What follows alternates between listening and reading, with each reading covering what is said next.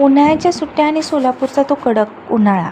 मी गावी मजेत होतो. शेतात फिरणे, आंबा खाणे आणि मित्रांसोबत गप्पा मारणे यात दिवस कसे जात होते कळत नव्हते.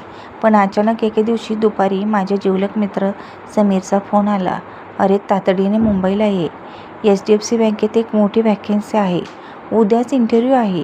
मी मॅनेजरशी बोलतोय. तू फक्त हजर राहा." माझ्या आनंदाचा पारावार उरला नाही. पण पेच हा होता की जायचे कसे. ऐनवेळी ट्रेनचे कन्फर्म तिकीट मिळणे निव्वळ अशक्य होते. शेवटी मी खाजगी बसने जाण्याचा निर्णय घेतला. नशिबाने एक ट्रॅक्स बस सुटणार होती.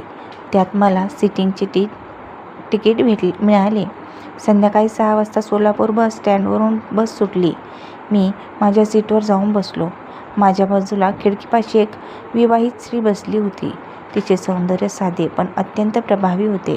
नऊवारी साडी किंवा ड्रेस नसून तिने एक सुंदर पंजाबी सूट घातला होता. तिच्या डोळ्यात एक वेगळी चमक होती. पहिल्या नजरेतच तिने मला घायाळ केले होते. पण मी एक जंटलमन असल्यासारखा शांतपणे माझ्या जागेत बसलो होतो. ती बस एक्स्ट्रा असल्याने प्रवाशाची गर्दी खूप कमी होती. आमच्या मागच्या 4-5 सीट्स पूर्ण रिकाम्या होत्या. गाडीने वेग पकडला आणि सोलापूरला लाल माती मागे सुटू लागली. सुरुवातीला आम्ही दोघेही गप्प होतो. मी माझा वेळ घालवण्यासाठी फोन काढला आणि इंस्टाग्राम रील्स बघू लागलो. मला जाणवले की ती स्त्री चोरून माझ्या फोनमध्ये बघत आहे. मी मुद्दाम फोन तिच्या दिशेने थोडा तिरका धरला. एक अतिशय विनोदी रील समोर आली आणि अचानक ती स्त्री खळखळून हसली. "सॉरी पण ती रील खरंच खूप भारी होती," ती म्हणाली. तिचा आवाज अतिशय मृदू होता. तिथून आमच्या गप्पांना सुरुवात झाली. "काही हरकत नाही," मी हसून म्हणालो. मी तसाही वेळ घालवण्यासाठीच बघत होतो. रात्रीचे 8 वाजत आले होते. गप्पांचा ओघ वाढला. तिने विचारले, "कुठे उतरणार तुम्ही?" मी म्हणालो, "ठाण्याला. तिकडून मग पुढे मुंबईला जाईन." "आणि तुम्ही?" ती हसून म्हणाली. "योगायोग बघा. मी पण ठाण्यालाच उतरणार आहे." 9:30 वाजता बस एका हायवेवरील हॉटेलवर जेवणासाठी थांबली. मी खाली उतरलो पण ती मात्र बसमध्ये बसून होती. मला थोडे अस्वस्थ वाटले. मी पुन्हा बसमध्ये गेलो आणि विचारले, "तुम्ही जेवायला येणार नाही का?" ती म्हणाली, "नाही, मी घरून डब्बा आणलाय. मी इथेच खाते." मी ठीक आहे म्हणून जेवायला गेलो. मी एकटाच एका टेबलवर बसून जेवत होतो. अचानक समोर कोणीतरी येऊन बसल्याचा भास झाला. बघतो तर ती समोर उभी होती. "अरे, तुम्ही तर जेवणार नव्हता ना?" मी आश्चर्याने विचारले. ती थोडी लाजत म्हणाली, "तुम्ही माझी इतकी काळजी करून विचारायला आलात तर मला राहवलं नाही. वाटलं एकटं जेवण्यापेक्षा तुमच्यासोबत गप्पा मारत जेवलेलं कधीही चांगलं." आम्ही सोबत जेवलो. त्या 15-20 मिनिटात आम्ही एकमेकांबद्दल खूप काही जाणून घेतले. तिचे नाव सायली होते. जेवण झाल्यावर आम्ही पुन्हा बसमध्ये येऊन बसलो. ड्रायव्हर आणि इतर प्रवासी अजून जेवत होते.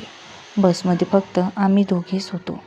बाहेर किर्र अंधार आणि बसच्या डिम लाईटमध्ये एक वेगळीच वातावरण तयार झालं होतं. सायली माझ्याशी बोलताना आता अधिक मोकळेपणाने वागत होती. तिच्या बोलण्यात एक प्रकारचा आपलेपणा होता जो मला आकर्षित करत होता. तेवढ्यात प्रवासी येऊ लागले आणि आम्ही पुन्हा सावरलो. 11 वाजले आणि बस पुन्हा धावू लागली. कंडक्टरने लाईट्स बंद केल्या. सगळीकडे शांतता पसरली होती. लोक झोपी गेले होते पण आमच्या डोळ्यातून झोप उडाली होती. अचानक सायलीने अंधाराचा फायदा घेत माझा हात घट्ट पकडला. तिच्या स्पर्शाने माझ्या अंगाला काटा आला. तो स्पर्श केवळ मैत्रीचा नव्हता तर त्यात एक ओढ होती. मीही तिचा हात हातात घेतला. त्या रात्रीच्या पावसात, इंजिनच्या आवाजात आणि थंड हवेत आम्ही एकमेकांच्या जवळ आलो होतो. रात्रीचे 2 वाजले असावेत. बस लोणावळ्याच्या घाटातून चालली होती. सायली अचानक गंभीर झाली आणि माझ्या कानाजवळ येऊन हळू आवाजात म्हणाली, "मला माहीत नाही हे कसं घडतंय, पण मला तुम्ही हवे आहात. काय करू मी, जेणेकरून तुम्ही कायमचे माझे व्हाल?" तिचे शब्द ऐकून मी चक्रावून गेलो. ज्या स्त्रीला मी फक्त 4-5 तासापूर्वी भेटलो होतो, जिच्याशी माझा साधा परिचय होता, ती इतक्या लवकर माझ्यावर इतका विश्वास कशी काय टाकू शकते?